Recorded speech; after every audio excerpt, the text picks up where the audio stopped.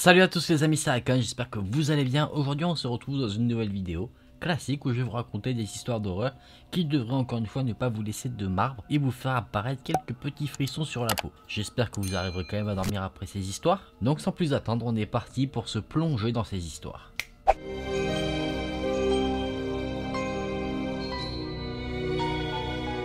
Une nuit, une jeune fille de 16 ans avait été engagée pour babysitter deux jeunes garçons. Les parents ne devaient revenir qu'assez tard dans la nuit, du coup, la babysitter a décidé de laisser les deux jeunes garçons regarder la télévision. À un moment donné, un des garçons regardait les différentes chaînes et il s'est arrêté sur un bulletin d'information. Le journaliste à la télévision disait qu'un meurtrier sanguinaire s'était échappé d'un asile local et qu'il était actuellement en fuite et recherché activement par les autorités. Le meurtrier se trouve dans les alentours, armé d'une hachette. La police conseille aux personnes vivant dans la zone où se trouve le meurtrier de fermer toutes leurs entrées pour se mettre en sécurité. Cet homme est considéré comme extrêmement dangereux. Les deux jeunes garçons qui regardaient le reportage à la télévision étaient totalement traumatisés et pour essayer de les rassurer, la babysitter les a mis au lit. Pendant qu'elle était en train de les coucher, les deux jeunes garçons n'arrêtaient pas de dire « Est-ce qu'on a bien fermé toutes les portes ?» La babysitter les a rassurés en disant que oui, tout était bien fermé, qu'ils étaient en sécurité et une fois après du coup qu'elle les a couchés, elle est descendue regarder de nouveau la télévision. Quelques temps plus tard, un des garçons est réveillé par un lourd crash. Il ne savait pas si c'était dans son imagination, s'il venait de le rêver. Du coup, il s'est assis sur son lit et a essayé d'écouter attentivement si un autre son similaire venait se faire entendre. Au bout d'un moment, il a entendu effectivement des sons plutôt étranges venir d'en bas des escaliers. C'était un son comme si quelque chose se faisait traîner et taper contre les murs. Le jeune garçon a entendu ce son une nouvelle fois, il a donc réveillé son frère. Ensemble, ils ont mis l'oreille sur la porte de la chambre pour essayer d'entendre un peu mieux ce qu'il y avait à l'extérieur. Ils ont entendu le même bruit, quelque chose qui se fait traîner et qui cogne contre les murs. Et naturellement, pour les deux jeunes garçons, se rappelant de ce qu'ils avaient vu à la télévision, ils étaient tétanisés. Ce qu'ils ont décidé de faire, c'est de pousser leur lit contre la porte pour se barricader. Et le son, lui, continuait à se faire entendre. À un moment donné, le son s'est arrêté, on ne l'entendait plus du tout. Mais les deux jeunes garçons étaient totalement effrayés de quitter la chambre et de voir ce qu'il en était. Pendant des heures, ils sont restés là, dans leur chambre à attendre, avec leur lit, contre la porte pour barricader l'endroit. Plus tard dans la nuit, les parents sont revenus, et ils ont trouvé en rentrant chez eux un spectacle horrible. Il y avait une traînée de sang qui partait de la pièce à vivre jusqu'en haut des escaliers, et totalement en panique, la mère a crié le nom de ces deux garçons. Quand les deux jeunes ont entendu leur mère les appeler, ils ont enlevé leur lit de la porte pour aller la voir. Ils ont ouvert la porte de leur chambre et juste devant leur porte, dans une mare de sang, se trouvait leur babysitter. Ses bras avaient été coupés au niveau du coude et ses jambes au niveau des genoux. Elle avait rampé autant qu'elle le pouvait jusqu'en haut des escaliers pour prévenir les enfants de ce qu'il y avait. L'histoire s'arrête ici. Meilleur babysitter du monde. Même en train de mourir, elle veut protéger les enfants. Malheureusement, vu qu'elle est morte, on ne pourra pas l'engager. Mais en tout cas, on peut se poser une question sur cette histoire. C'est que si toutes les entrées étaient verrouillées, comment le meurtrier aurait-il pu s'infiltrer dans la maison? Là, c'est très simple. C'est qu'on pourrait se dire que la babysitter n'avait pas forcément verrouillé les fenêtres, par exemple, ou qu'elle avait laissé une entrée ouverte, ou que quelqu'un a toqué à la porte. On peut avoir plein d'explications possibles sur ce qui aurait pu se passer. On n'a pas le détail de comment le meurtrier est venu, mais en tout cas, on sait qu'il est passé par là. Histoire très horrible pour se mettre en jambe pour la suite.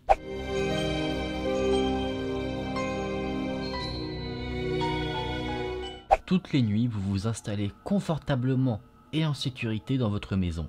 Mais vous ne savez pas du tout ce qu'il y a au loin dans la pénombre. Non loin de votre maison, il y a un endroit sombre et isolé, dont vous ne savez probablement pas grand-chose.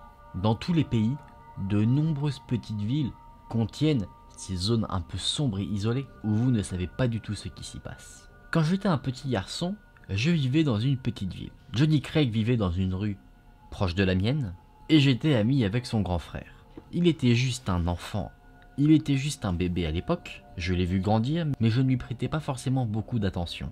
Parfois, le soir, ma mère m'envoyait au petit supermarché du coin pour aller acheter un peu de sucre ou un peu de lait et à chaque fois sur le trajet, je devais passer au travers d'une rue très sombre. Durant la journée, c'était juste une ruelle où il n'y avait rien d'intéressant, c'était un peu délabré, aucun bâtiment, aucune personne n'était dans cette ruelle, et elle ne m'effrayait pas forcément. Mais la nuit, ça devenait un endroit totalement différent.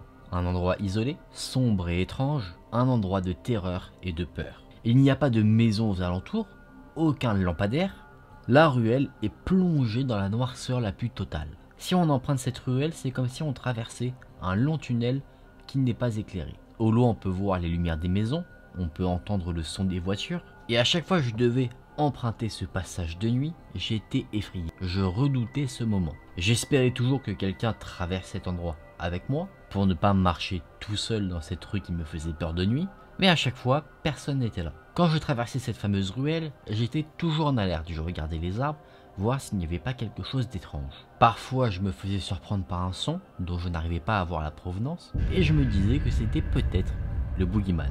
Ma mère m'a souvent parlé du boogeyman, et comment il attendait dans la pénombre pour attaquer des jeunes garçons et des jeunes filles. Peut-être que c'était un prédateur d'enfants, peut-être même le diable, parce que ma mère m'en a aussi beaucoup parlé. Le diable qui cherche à leurrer des enfants en leur promettant des sucreries pour qu'on le suive, ou peut-être que c'était encore quelque chose de pire, mais en tout cas je n'en avais pas la certitude. Je ne suis pas sûr de ce que j'espérais voir dans la pénombre, mais c'est dans ces moments-là, quand je traversais cette ruelle, que mon imagination était à son maximum. Dans mon esprit, c'était une créature hideuse qui se cachait, quelque chose entre animal et humain, qui aurait des griffes acérées très longues, une peau comme brûlée. J'imaginais cette chose se cacher dans les branches des arbres aux alentours de la ruelle, observant les jeunes garçons et les jeunes filles qui pouvaient s'aventurer dans cette ruelle de nuit, totalement seuls. Et une nuit, j'ai failli me faire avoir. Je marchais sur cette route totalement seul, quand on ne voyait rien du tout. C'est là que j'ai su que la chose allait m'attaquer, qu'elle allait venir pour moi. Je pouvais ressentir qu'elle attendait dans la pénombre. J'ai commencé à courir, désespérément, mais je la sentais derrière moi. Elle commençait à me rattraper, je sentais quasiment son souffle sur ma nuque, et j'ai continué à courir. Courir aussi rapidement que je le pouvais, au point que je sentais mon cœur qui brûlait. J'ai failli me faire attraper, mais j'ai réussi à m'en sortir. J'ai réussi à rentrer chez moi, et une fois rentré dans le confort et la sécurité de ma maison, je me suis observé dans le miroir. Sur mon t-shirt, dans mon dos, il y avait de larges traces de griffures. Cette chose avait failli m'attraper et ne m'a manqué que de quelques centimètres. Ça m'a totalement effrayé, et je déteste encore plus retourner sur cette rue de nuit. J'ai dit à ma mère, à un moment donné, à force de prendre cette route-là, je ne reviendrai pas, et elle ne m'a pas prise au sérieux. Elle s'est moquée de moi. Je lui ai dit qu'il y avait quelque chose dans la noirceur de la ruelle, ce à quoi elle m'a répondu, il n'y a absolument rien du tout dans cette ruelle. Il n'y a rien dans le noir qu'il n'y a pas dans la lumière. Qu'est-ce que les adultes peuvent bien savoir du monde qui nous entoure? Ils grandissent en pensant qu'ils savent tout, ils placent leur confiance dans ce qu'ils lisent, ce qu'ils voient aux reportages télévision, ils conduisent leur voiture et n'ont jamais à devoir se balader seuls de nuit. Ils ne savent pas s'ils se cachent dans la noirceur, dans les endroits totalement isolés comme la ruelle que je traverse. Je sais qu'ils ne me croiront jamais, et je savais qu'il n'y avait rien que je puisse dire pour les convaincre que ce que je disais était la vérité, que quelqu'un ou quelque chose vivait dans cette ruelle et se montrait uniquement quand la lumière est totalement absente de ce lieu. J'ai grandi, j'ai commencé petit à petit à oublier ce que j'avais vécu dans cette fameuse ruelle. Je suis devenu plus grand, je suis allé au lycée, j'ai commencé à rencontrer des filles, à jouer au football, à conduire des voitures, et les années ont passé. Et j'ai totalement oublié cette fois-ci ce qui se cachait dans la pénombre de cette rue. Ce souvenir était toujours dans mon esprit, mais comme verrouillé, à bonne distance de ce dont je me souvenais régulièrement. Comme je disais, les années ont passé, mais je me suis jamais posé la question concernant d'autres enfants qui passeraient dans cette ruelle. Le soir, totalement seul. 3 jours plus tôt, Johnny Craig a disparu. Il vivait dans une rue à côté de la mienne. Je n'avais jamais vraiment prêté attention à lui, jusqu'au moment où il a disparu. Il a été retrouvé dans les arbres de cette fameuse ruelle sombre et isolée. Son corps avait été mis en pièces, tellement dans un sale état qu'on a eu du mal à le reconnaître. La police a dit qu'il avait été attaqué par une sorte d'animal, et quand j'ai entendu cette histoire, je savais précisément ce qu'il s'était passé. Johnny Craig a été assassiné par la chose qui m'a poursuivi quand j'étais enfant. La chose que mes peurs d'enfant ont créée. La chose que j'avais imaginée a réussi à leurrer un autre enfant qui n'a pas réussi à courir aussi vite que j'avais couru dans ma jeunesse quand je l'ai rencontré. Après cette affaire, les arbres qui entouraient la route ont été coupés, des lampadaires ont été installés, et ce n'est plus du tout un endroit sombre et isolé. La chose qui était dans cette rue a disparu. Elle est partie ailleurs. Là où des gens ne seraient pas du tout suspicieux. Sûrement dans une petite ville comme la vôtre, où cette chose attendra encore. Comme il l'a fait à côté de chez moi. Elle attendra dans la pénombre que des enfants apeurés traversent la ruelle pour s'attaquer à eux. Les amis, cette histoire s'arrête ici. C'est une histoire assez particulière. C'est très bien écrit, sur ça il n'y a pas doute possible. Et du coup, qu'est-ce qu'on peut en conclure? Alors on va voir deux aspects. Un aspect, on va dire qu'on va rationaliser au maximum, et un autre aspect totalement fictif. Sur l'aspect rationnel, on pourrait se dire qu'il y avait un prédateur d'enfants, un meurtrier, un assassin qui était dans la rue, qui n'a pas réussi à attraper le narrateur de l'histoire, mais qui a réussi à attraper le fameux Johnny Craig qu'il a ensuite assassiné. Ensuite, une fois que le corps a été trouvé et que tout a été mis en place pour que la rue ne soit plus sombre et isolée, le tueur ne pouvait plus forcément s'y cacher. Du coup, il choisit entre guillemets un autre terrain de chasse. Et le jeune, lui, dans son imagination, il avait peur, du coup il s'est créé une sorte d'histoire où il se disait que les sons qu'il entendait, la course-poursuite qu'il a vécue, c'était dû en fait à un monstre. Quelque chose qu'il a créé dans son imagination, alors que c'était un homme fait de chair et de sang. Si on part sur l'aspect fiction à 100%, en fait c'est que de son imagination, le jeune garçon qui raconte l'histoire a créé une sorte de monstre qu'il s'est fait poursuivre justement par ce monstre. Après, pourquoi il y aurait des griffures dans son dos, ça je n'en sais rien, c'est une histoire assez complexe. Et soit, alors là je ne saurais pas l'expliquer parce qu'on est vraiment dans une fiction, il a créé un monstre avec son imagination qui est resté dans cette fameuse zone, et le Johnny Craig est mort par cette sorte de création un petit peu. Ou sinon, petite variante de cet aspect fictif, c'est Johnny Craig que lui il se faisait aussi ses films dans sa tête, et lui par contre il s'est fait choper malheureusement. La première version est plus creepy parce que tu te dis si c'est un vrai mec c'est très malsain, clairement. En tout cas, de quoi te faire flipper de passer dans toutes les ruelles de ta ville, qui ne sont pas éclairées, un peu isolées. Des lieux comme ça, on en connaît tous, je pense.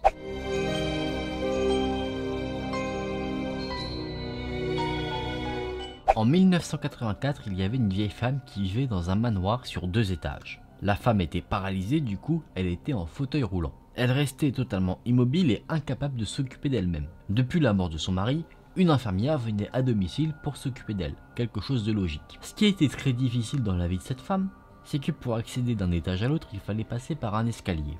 Du coup, quand elle devait se déplacer, l'infirmière devait la porter un peu comme un enfant d'un étage à l'autre. Un jour, la police a reçu un appel venant de cette vieille femme. La vieille femme était affolée, elle disait qu'il y avait eu un meurtre. La police n'avait pas beaucoup d'effectifs et le meurtrier s'était déjà enfui, du coup ils n'ont envoyé qu'un détective pour aller enquêter sur les lieux. Le détective est arrivé sur les lieux, il a vu justement la scène de crime, c'était l'infirmière qui avait été assassinée. Elle gisait dans une mare de sang, elle avait été égorgée, ses bras étaient totalement désarticulés, vraiment un spectacle horrible. La vieille femme, elle, était en haut des escaliers, assise sur sa chaise, elle regardait le détective totalement silencieusement, elle semblait sous le choc. Le détective, forcément, l'a éloignée de la liste des suspects, comment aurait-elle pu commettre cet assassinat alors qu'elle est paralysée? La scène de crime était en bas des escaliers, elle se trouvait en haut, du coup, elle n'y était pas. En tout cas, c'est pas possible qu'elle puisse se déplacer comme ça. Il y avait déjà eu un mort dans la maison précédemment, le fameux mari de la vieille femme. Lui était décédé en s'étouffant dans son sommeil pendant qu'il dormait sur un canapé en bas des escaliers. La vieille femme, elle, n'avait rien pu faire parce qu'elle était encore une fois bloquée en haut des escaliers. Le détective a mis des gants, il a pris des photos, il a analysé la scène de crime, il a recouvert le corps jusqu'à ce que le médecin légiste arrive pour identifier la cause de la mort et faire son enquête de son côté. La routine pour tout ce qui est meurtre en tout cas.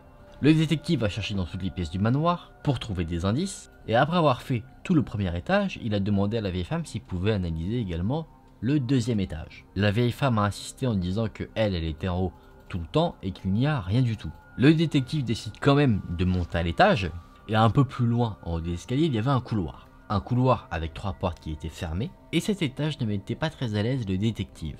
Il a ouvert une pièce, une chambre, rien du tout. Il ouvre la 2e pièce, une salle de bain, également, rien à signaler du tout non plus.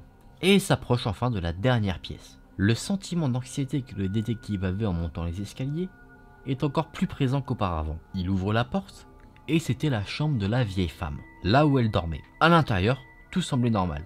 Un lit, une garde-robe et une table de nuit avec une lampe. Son anxiété grandit encore une fois et l'homme regarde tous les murs.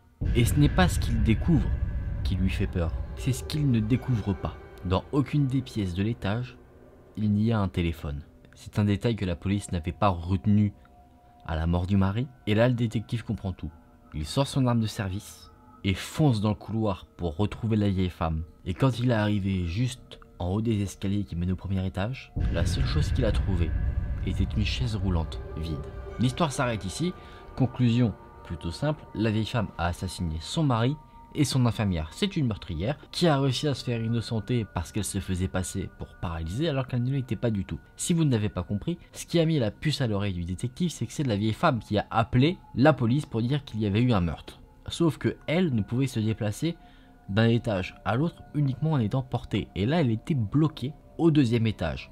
Il n'y a aucun téléphone au deuxième étage, ce qui veut dire qu'il est forcément au premier étage. Donc ce qu'elle a fait, c'est qu'elle était en bas, elle a appelé la police, elle a reposé, elle est remontée. Alors, on va pas se mentir, cette histoire, on pouvait rapidement deviner ce qui allait se passer. C'est plutôt le comment qui serait le plus surprenant, mais on savait déjà un peu, en voyant l'histoire, comment elle était faite, que là c'était la vieille femme qui était la meurtrière, parce qu'on te donne déjà des petits éléments, on te dit qu'elle peut rien faire, et il y a un meurtre, et elle est là, donc elle aurait vu le meurtrier, etc. etc. Donc tu supposes fortement que c'était elle, après tu dis comment elle a fait, en partant du postulat qu'elle est paralysée. Bon les amis, je vous propose qu'on se remette dans une ambiance beaucoup plus chill, une ambiance encore une fois tout en sécurité, vous inquiétez pas, les portes sont fermées, aucun meurtrier ne peut s'introduire ici, on va avoir une lumière comme ça, il n'y aura pas de monstre dans la pénombre, donc vous inquiétez pas, on est relax.